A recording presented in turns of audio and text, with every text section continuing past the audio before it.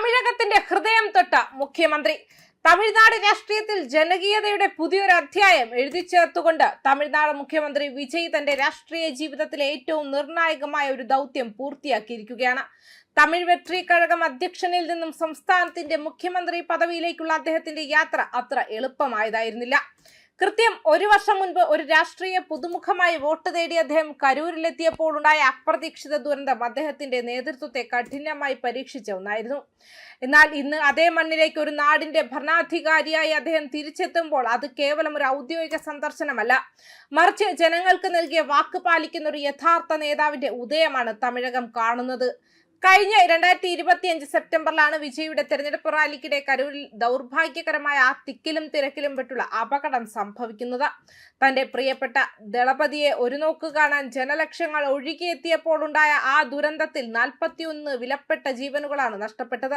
ഒരു നവാഗത രാഷ്ട്രീയക്കാരനെ സംബന്ധിച്ചിടത്തോളം കരിയർ തന്നെ തകർക്കാൻ പോകുന്ന വലിയൊരു പ്രതിസന്ധിയായിരുന്നു അത്. രാഷ്ട്രീയ എതിരാളികളും ചില മാധ്യമങ്ങളും ഈ സംഭവത്തെ അദ്ദേഹത്തിനെതിരെയുള്ള ആയുധമാക്കാൻ ശ്രമിച്ചപ്പോഴും വിജയ് രാഷ്ട്രീയ ലാഭങ്ങൾക്കപ്പുറം ജനങ്ങളുടെ വേദനയ്ക്കാണ് മുൻഗണന നൽകിയത്. തന്റെ ഹൃദയം തകർന്ന നിമിഷമെന്നാണ് അദ്ദേഹം അന്ന് ആ സംഭവത്തെ വിശേഷിപ്പിച്ചത്. ദുരന്ത സമയത്ത് വിജയ്ക്കെതിരെ ഉയർന്ന രാഷ്ട്രീയ വിമർശനങ്ങളെ അദ്ദേഹം നേരിട്ടത് തികച്ചും മാന്യവും ചില നയതന്ത്രത്തോടെയും ആയിരുന്നു. ചെന്നൈയിലേക്ക് മടങ്ങിയ വിജയ് മാധ്യമങ്ങളുടെ കോലാഹലങ്ങളിൽ നിന്നും മാറി നിന്ന് ദുരന്തബാധിതരായ കുടുംബങ്ങളെ വ്യക്തിപരമായി ആശ്വസിപ്പിക്കാനാണ് സമയം കണ്ടെത്തിയത്. അന്ന് മരിച്ചവരുടെ കുടുംബങ്ങൾക്ക് 20 ലക്ഷം രൂപയും പരിക്കേറ്റവർക്ക് 2 ലക്ഷം രൂപയും പാർട്ടി ഫണ്ടിൽ നിന്നും അദ്ദേഹം പ്രഖ്യാപിച്ചിരുന്നു. എന്നാൽ പണം നൽകി കൈ കഴുകുന്ന പരമ്പരാഗത രാഷ്ട്രീയക്കാരെ പോലെയല്ല വിജയ് പ്രവർത്തിച്ചത്. ദുരന്തബാധിതരായ ഓരോ കുടുംബത്തെയും വീഡിയോ കോളിലൂടെ നേരിട്ട് വിളിച്ച് താൻ എപ്പോഴും കൂടെ ഉണ്ടാകുമെന്നും മുഖ്യമന്ത്രിയായാൽ ആദ്യം കരൂരിലെത്തി വാക്ക് പാലിക്കുമെന്നും അദ്ദേഹം ഉറപ്പു നൽകിയിരുന്നു.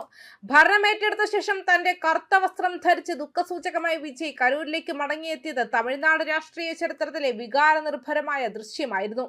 ഇത് കേവലം ഒരു ഭരണപരമായ പര്യടനമല്ല, മറിച്ച് തന്റെ ജനങ്ങളോടുള്ള ആദരവിന്റെ പ്രതീകമാണ്. രാഷ്ട്രീയ എതിരാളികളായ DMK ഇപ്പോഴും ദുരന്തത്തിന്റെ പേരിൽ അദ്ദേഹത്തെ കുറ്റപ്പെടുത്താൻ ശ്രമിക്കുമ്പോൾ ജനങ്ങളുടെ സുരക്ഷ ഉറപ്പാക്കുന്നതിൽ അന്നത്തെ ഭരണകൂടത്തിനും പോലീസിനും ഉണ്ടായ വീഴ്ചകളെ വിജയ് ചൂണ്ടിക്കാണിക്കുന്നു. ആവശ്യത്തിന് ജനക്കൂട്ടം ഉണ്ടാകുമെന്ന് അറിഞ്ഞിട്ടും അതിനനുസരിച്ച് സുരക്ഷാ ക്രമീകരണങ്ങൾ ഒരുക്കാൻ അന്നത്തെ ഉദ്യോഗസ്ഥർ തയ്യാറായില്ല എന്ന യാഥാർത്ഥ്യം വിജയ് തന്റെ പ്രസംഗത്തിലൂടെ ജനങ്ങൾക്ക് മുന്നിൽ തുറന്നുകാട്ടിയെന്നാണ് ഇന്ത്യ ടുഡേ റിപ്പോർട്ട് ചെയ്യുന്നത്. ഭരണപരമായ കാര്യങ്ങളിൽ വിജയ് കാണിക്കുന്ന ഈ സുതാര്യതയും വേഗതയും പ്രതിപക്ഷ കക്ഷികളെ പോലെയും അത്ഭുതപ്പെടുത്തുന്നതാണ്.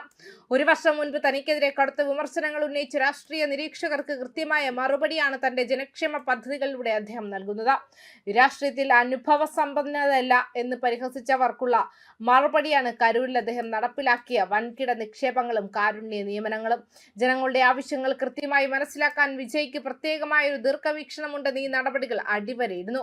തമിഴ്നാടിന്റെ വരുംകാല രാഷ്ട്രീയ ദിശ നിർണ്ണയിക്കുന്നതിൽ വിജയുടെ ഇത്തരം ജനപ്രിയ നടപടികൾ വലിയ സ്വാധീനം ചെലുത്തും. ജനങ്ങൾക്ക് നൽകിയ വാഗ്ദാനങ്ങൾ ഓരോന്നായി നിറവേറ്റിക്കൊണ്ട് മുന്നേറുന്ന ദളപതിയുടെ ഈ ഭരണം തമിഴകത്തിനൊരു പുതിയ വികസന മാതൃകയാണ് സമ്മാനിക്കുന്നത്. പ്രതിസന്ധികളിൽ നിന്നും ഒളിച്ചോടാതെ അതിനെ ധീരമായി നേരിട്ട് ജനപക്ഷത്ത് നിലയുറപ്പിച്ച വിജയ് വരും വർഷങ്ങളിൽ തമിഴ്നാടിനെ കൂടുതൽ ഉയരങ്ങളിലേക്ക് നയിക്കുമെന്ന കാര്യത്തിൽ സംശയമില്ല എന്നാണ് റിപ്പോർട്ടുകൾ. ചുരുക്കത്തിൽ കരൂരിന് വിജയുടെ രാഷ്ട്രീയ ജീവിതത്തിൽ ഒരു കറുത്ത ഓർമ്മപ്പെടുത്തൽ മാത്രമല്ല, മറിച്ചൊരു ജനകീയ നേതാവ് എങ്ങനെ ജനങ്ങളുടെ ഹൃദയം കീഴടക്കിയെന്ന് തെളിയിച്ച ചരിത്ര ഭൂമി കൂടിയാണ്. ദുരന്ത സ്ഥലത്തേക്ക് കറുത്ത വസ്ത്രമണിഞ്ഞെത്തിയ മുഖ്യമന്ത്രി വിജയ് ജനങ്ങൾക്ക് നീതിയും വികസനവും ഉറപ്പാക്കിക്കൊണ്ടാണ് അവിടെ നിന്ന് മടങ്ങിയത്. തമിഴകത്തിന്റെ മക്കൾ മുഖ്യമന്ത്രിയായി വിജയ് നടത്തുന്ന ഈ പ്രയാണം സംസ്ഥാനത്തിന്റെ രാഷ്ട്രീയ ചരിത്രത്തിൽ എന്നും സ്വർണ്ണ ലിപികളാൽ രേഖപ്പെടുത്തും. ന്യൂസ് ഡെസ്ക് കർമ്മ ന്യൂസ്.